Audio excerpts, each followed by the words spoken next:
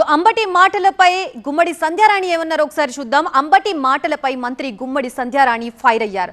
అంబటి నువ్వు మనిషివేనా రాక్షసుడువా అంటూ విరుచుకుపడ్డారు. 151 సీట్ల నుంచి 11 సీట్లకి పడిపోయిన వైసీపీ నేతలకి సిగ్గు రాలేదని మండిపడ్డారు. ప్రజలు అన్ని గమనిస్తున్నారని హెచ్చరించారు.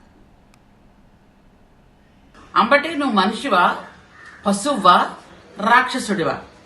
నీ వాక్యాలు ఏంటి? అసలు ఏం మాట్లాడుతున్నావు?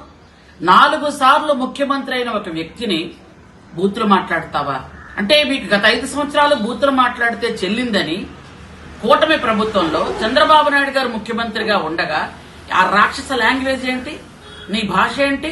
బహిరంగంగా చంద్రబాబు నాయుడు గారికి క్షమాపణ చెప్పు, లేకపోతే ఈ రోజు నీ ఇంటికి వచ్చారే మహిళలందరూ చెప్పులతో కొట్టడానికి అలా కొట్టించుకోవాలనుకుంటున్నావా? మీకు ఇంకా సిగ్గు రాలేదా? బుద్ధి రాలేదా? 151 సీట్ల నుంచి 11కి పడిపోయారే. ఎందుకు పడిపోయారో తెలుసా మీకు?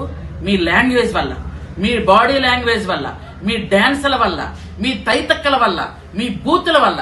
హద్దులు మీరి చంద్రబాబు నాయుడు గారిని మాట్లాడుతున్నావు. తస్మాత్ జాగ్రత్త.